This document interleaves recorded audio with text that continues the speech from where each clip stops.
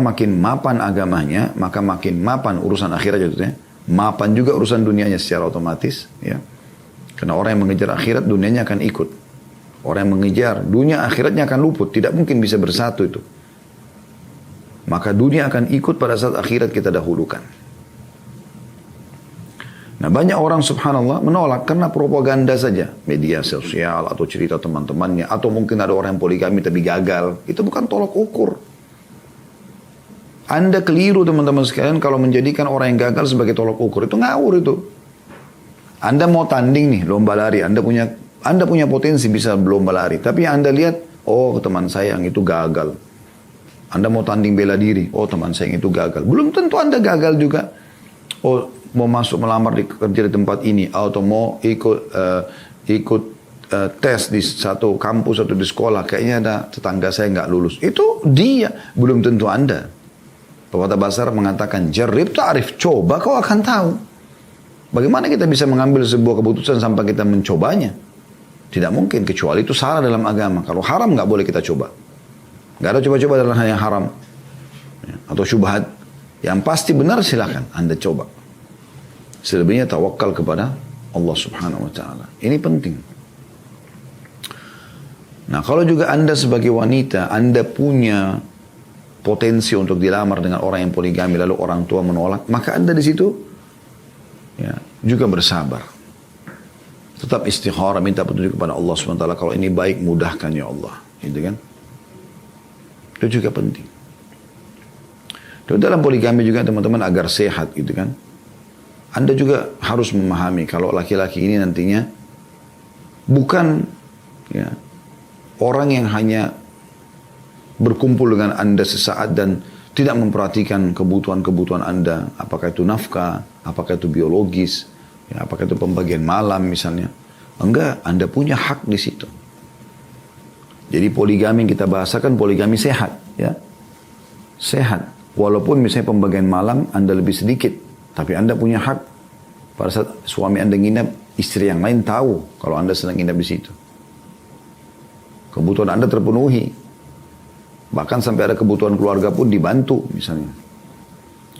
Maka itu yang kita maksudkan di sini. Nah di saat-saat lagi suami tidak bersama Anda dalam kehidupan poligami, Anda akan bisa ya menggunakan untuk ibadah kepada Allah SWT, memperdalam ilmu agama, mempelajari Al-Quran, silaturahim keluarga, ya, duduk dengan teman-teman yang soleha, kan banyak. Dan ada satu hal subhanallah dalam poligami ini yang mungkin tidak dirasakan kecuali orang yang menjalankannya, tapi dengan sehat ya. Yaitu terbaharuinya cinta dan kasih sayang dalam rumah tangga tersebut.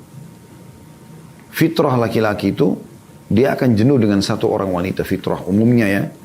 Tapi di saat dia punya beberapa orang istri, dia bertemu dengan di sini, ini penampilannya beda, cara pelayanannya beda, jenis masakannya beda, penataan rumahnya beda, parfum yang dipakai mungkin beda, baunya akan beda, terbaharui. Dia laki-laki ini akan terus merasa rindu untuk bertemu yang ini, yang itu, yang ini. Jadi selalu terbaharui rumah tangga itu. Ini juga satu hal yang mungkin para praktisi yang mengetahuinya gitu ya.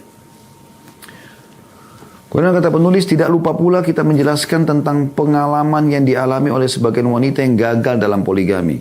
Bahwa itu mungkin karena kejahilan wanita tersebut. Karena lemahnya bekal agama yang dimiliki sehingga ia justru memperkeruh kehidupan suaminya. Maka ia pun diceraikan. Seperti misalnya dia terima poligami. Tapi setelah itu nuntut suaminya. Saya mau sama dengan yang pertama sekarang juga. Saya mau begini dan begini. Saya mau diiklanin. Padahal mungkin awalnya kesepakatannya oke, saya butuh waktu sekian lama. Saya butuh begini dan begitu.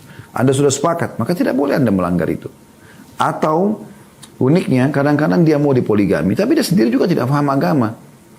Yang penting ada yang menaungi dia, memberikan dia uang. Dia tidak pernah belajar agama. Sehingga dia tidak tahu tentang hak dia atau hak suaminya. Pada saat suaminya pergi, waktu cuma ketemu seminggu sekali misalnya, lalu digunakanlah untuk selingkuh, maksiat kepada Allah SWT. Ini tidak boleh, gitu kan? Bukan begitu. Anda berpoligami, Anda sedang kerjakan ibadah di saat suami tidak ada, Anda menjaga. Ingat bab sebelum ini ya, istri salihah. Allah mengatakan dalam Al-Quran, فَالصَّالِحَاتُ قَانِتَاتٌ حَافِظَةُ الْغَيْبِ بِمَا حَفِظَ اللَّهِ. Wanita-wanita yang salih adalah yang patuh kepada Allah, yang qanit, yang juga patuh kepada suaminya, dan selalu menjaga pada saat suaminya lagi tidak ada. Jadi bukan berarti Anda terpenuhi secara ekonomi, Anda sudah status istri sekarang lalu didatangi cuma seminggu sekali atau seminggu 2 kali misalnya. Atau mungkin ada orang bahkan cuma bisa sebulan sekali. Dan Anda sudah mengiyakan dari awal, terjadilah poligami itu misalnya. Ya. Lalu kemudian Anda gunakan waktu yang kosong untuk selingkuh. Nah ini keliru. Dengan alasan, oh saya kesunyian. Kalau gitu dari awal jangan terima poligami. Menikah dengan yang monogami. Gitu kan. Jadi harus juga dibekali dengan agama yang tepat. Nah kegagalan terjadi dalam poligami seperti ini. Akhirnya suaminya tahu, diceraikan. Nah, ini keliru. Ya. Hati-hati. Maksiat banyak terjadi justru karena banyaknya waktu lowong. Jadi Anda kalau punya waktu lowong di dalam rumah, perbanyak ibadah. Dengarkan ceramah-ceramah, dengarkan tilawah Al-Quran. Ya. Bedah buku otodidak, baca buku. Ya. Sekarang media sudah sangat biasa mudahnya. Banyak ya, channel-channel sunnah, banyak. Baik itu di medsos, di YouTube, di Instagram, di Facebook. Banyak juga Anda bisa lihat. Juga Anda bisa menonton TV kabel, banyak. Atau pakai parabola ya. Atau bisa juga karena ia, kata penulisnya, saya lanjutkan. Atau bisa juga karena ia secara kebetulan dinikahi oleh lelaki yang bodoh atau lelaki yang lemah agamanya sehingga akhirnya ia diceraikan. Namun bukankah kasus semacam itu pun sering terjadi pada wanita yang menikah dengan lelaki lajang tanpa istri yang lain? Maksudnya banyak orang mengatakan, oh saya kalau poligami contoh bisa saja saya tidak ditemuin, tidak segala. Tapi banyak juga orang menikah dengan lajang terjadi itu. Jadi penulis masih terus mengarahkan jangan ada kebencian terhadap poligami. Ya. Jika akar persoalannya telah ditemukan, maka masalah pun selesai. Kita semua mengetahui bahwa agama Islam melarang perbuatan zalim dengan segala bentuknya. Islam mengharamkan perbuatan zalim terhadap istri. Kezaliman terhadap istri menjadi semakin berat bila itu dilakukan oleh suami yang memiliki istri lebih dari satu. Karena itu Nabi SAW mengatakan, Man kanat lahum ra'atani famala ila ihdahuma dunal ukhra, ja'a yawmal qiyamati wa shikkuhu ma'il. Barang siapa yang memiliki 2 orang istri, lalu ia lebih condong pada salah seorang dari keduanya tanpa memperdulikan yang lainnya, maka di hari kiamat ia akan datang dengan pinggul yang miring. Hadis ini riwayat Ahmad, Abu Daud, An-Nasai, Ibnu Majah dan dari hadis Abu Hurairah. Maksudnya adalah poligami pun kalau ya terjadi itu memang harus ada syarat-syarat seperti ini.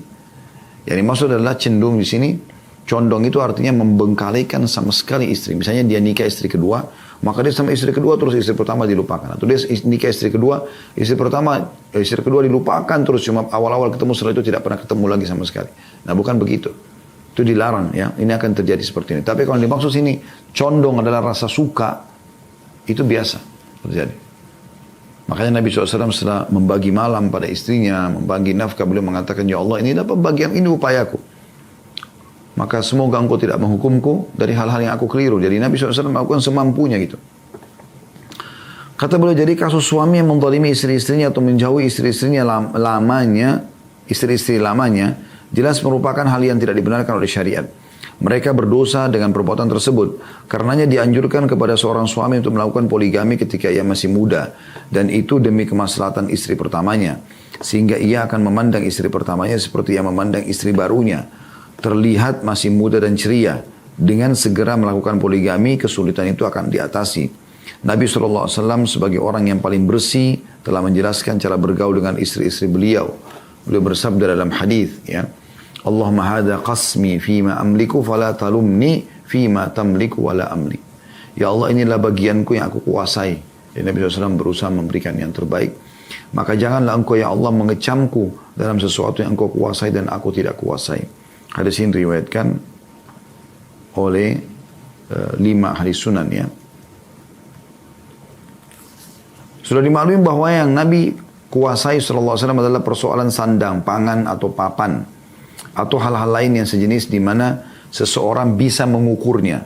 Sementara yang tidak beliau kuasai adalah cinta kasih dan perasaan yang menggayutinya.